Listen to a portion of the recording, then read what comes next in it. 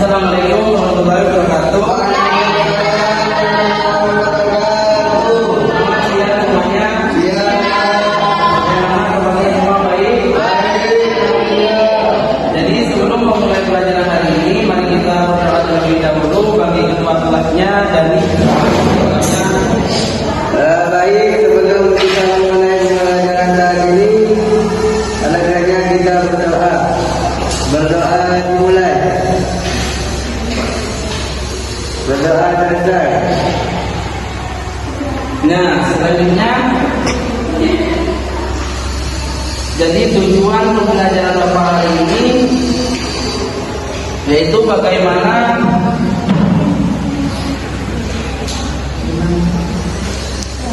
jadi tujuan pembelajaran Bapak hari ini bagaimana sekiranya peserta didik mampu menjelaskan peran lembaga sosial dalam pemanfaatan sumber daya alam dan manusia.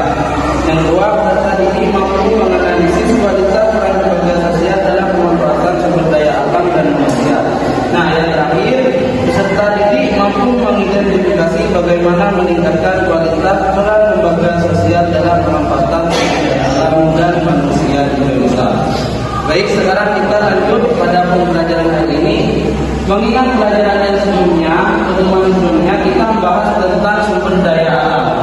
Ada yang masih ingat tentang sumber daya alam?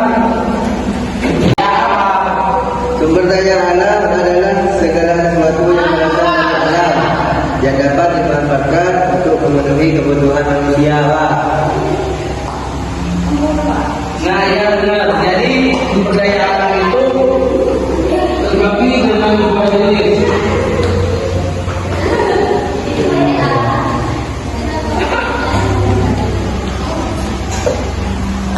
Jadi ada sumber daya alam terbarukan, ada juga sumber daya alam yang tidak dapat diperbarukan. Ada yang tahu sumber daya alam yang dapat diperbarukan? Seperti air, seperti udara. Sedangkan sumber daya alam yang tidak dapat diperbarukan yaitu ada batu bara, ada minyak bumi. Nah, selanjutnya kita pada pertemuan kali ini kita akan membahas tentang peran lembaga sosial dalam pemanfaatan sumber daya alam dan manusia.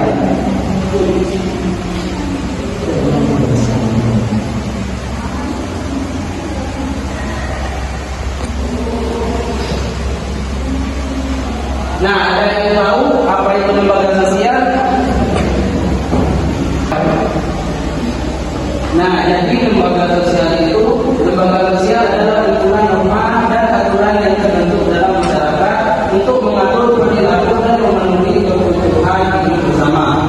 Lembaga sosial itu karena manusia tidak bisa hidup sendirian dan memerlukan aturan dalam berinteraksi sosial agar tercipta ketertiban dan keteraturan hidup. Jadi, di mana lembaga sosial itu ialah kumpulan sebuah norma atau aturan di mana yang berada di dalam masyarakat. Jadi munculnya aturan-aturan dan norma di dalam masyarakat itu dikarenakan masyarakat itu tidak bisa hidup sendirian. Jadi masyarakat di lingkungan itu harus saling tolong-menolong. Misalkan contoh ada di desa tetangga membuat rumah, itu kan saling tolong-menolong kan, dan sebaliknya tetangga sebelahnya juga membuat rumah, jadi kita harus saling tolong-menolong. Nah, di sini ada contoh umum lembaga sosial. Di sini yang pertama ada keluarga, yang kedua ada agama, yang ketiga ada pendidikan, dan yang keempat ada ekonomi, dan yang terakhir yaitu politik. Nah, di sini ada perbedaan lembaga sosial dalam pemanfaatan SDA dan juga SDM. Nah, jadi ada yang tahu apa yang perbedaannya? Jadi perbedaannya itu tujuan utamanya yaitu lebih ke aspek dan juga kontribusinya. Nah, di sini ada fokus utama lembaga sosial dalam pemanfaatan SDA yaitu mengatur, melindungi dan memanfaatkan kekayaan alam untuk kesejahteraan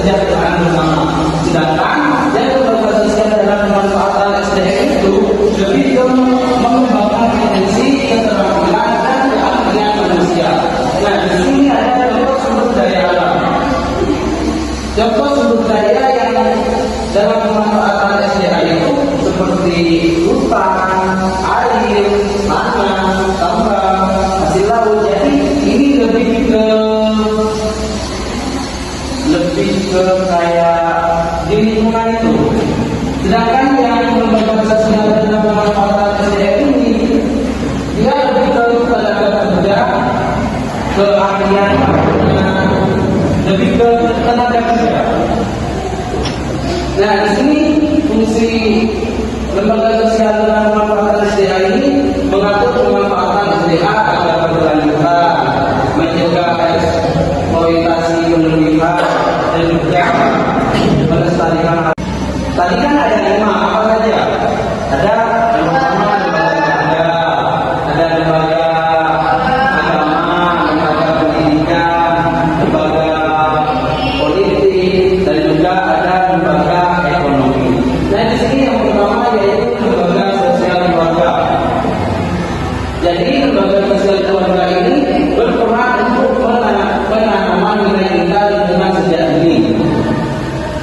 Nah, di sini pemanfaatan SDA dalam lembaga sosial keluarga itu mengajarkan anak untuk menjaga kebersihan dan tidak merusak alam. Contohnya, silakan seperti orang tua itu mengajarkan anak bahwa untuk peduli lingkungan, misalkan membuang sampah pada tempatnya, membersihkan sampah yang beredar di lingkungan, dan bisa. Itu juga termasuk dengan pemanfaatan SDA dalam keluarga. Selanjutnya yaitu pemanfaatan SDM, membentuk karakter disiplin dan tanggung jawab sejak kecil. Jadi keluarga itu bagaimana sekiranya mendidik anaknya bahwa anaknya itu mempunyai karakter, mempunyai tanggung jawab. Karena kalau anak tidak dididik dari sejak dini, maka itu akan jadi hal terbiasa. Dan sebaliknya, kalau anak sudah dididik dari kecil, dari sejak ini, diajarkan tanggung jawab, diajarkan disiplin, diajarkan membentuk karakter, maka itu dengan tempatnya usia itu akan terbiasa. Nah, selanjutnya yang kedua yaitu lembaga sosial agama. Nah, lembaga sosial agama ini pemanfaatan SDA dalam lembaga sosial agama. Nah, dimana yang menyampaikan dakwah tentang larangan dosa alam. Contohnya, jadi contohnya di masjid diadakan perkumpulan. Kita sebagai ustaz, bagaimana kita menyampaikan kepada pemuda-pemuda di masjid untuk peduli lingkungan. Lembaga sosial politik ini berperan untuk membuat kebijakan yang pro lingkungan dan membangun kelanjutan. Jadi di mana lembaga politik ini membangun kebijakan yang pro lingkungan untuk memikirkan bagaimana sekiranya SDA ini berkelanjutan. Jadi tidak dianggap di situ saja.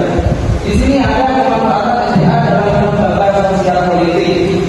Di sini menetapkan undang-undang kelestarian sesuai dengan undang-undang yang ditetapkan. Selanjutnya yaitu pemanfaatan SDM dalam lembaga sosial politik. Nah, ini membuat regulasi peningkatan mutu tenaga kerja pendidikan gratis bagi siswa untuk menciptakan SDM yang lebih unggul. Contohnya, misalkan seperti sekiranya bisa mengajak masyarakat itu agar bisa menciptakan SDM yang lebih unggul. Dengan adanya pendidikan gratis, dengan adanya beasiswa, maka itu tidak akan menghambat dengan kemauan masyarakat.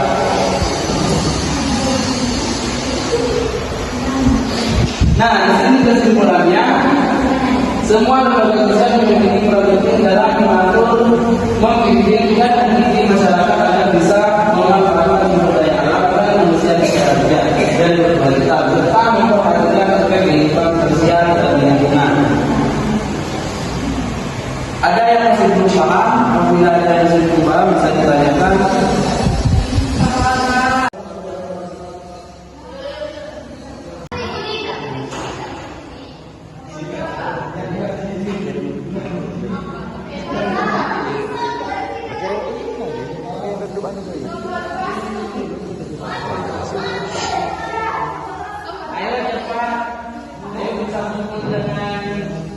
masing-masing satu kelompok menyiapkan satu HP. Jadi Bapak akan saya duduk untuk tugasnya. Satu kelompok satu HP, menyiapkan satu HP. Itu bisa dikerjakan dengan diskusi sesama kelompoknya.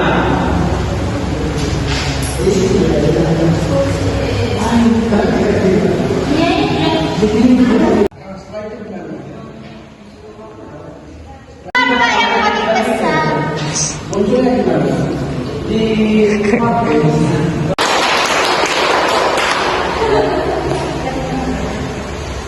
selanjutnya Bapak akan memberi tugas PR kepada kalian. Jadi tugasnya itu individu.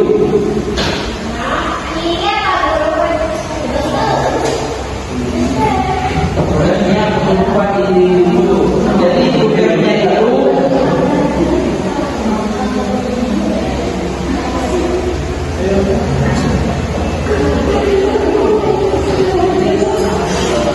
tugasnya itu membuat infografis menggunakan, bisa menggunakan Canva, bisa menggunakan PPT, bisa juga menggunakan Google Slide. Jadi tugasnya itu membuat infografis. Mungkin cukup sampai ini saja pembelajaran hari ini. Untuk selanjutnya bisa kalian lakukan terlebih dahulu untuk siap-siap pulang.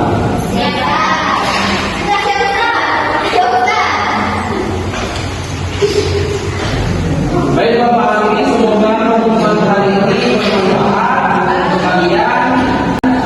Apabila pembelajaran ini kurang memuaskan, Bapak mohon maaf sebesar-besarnya.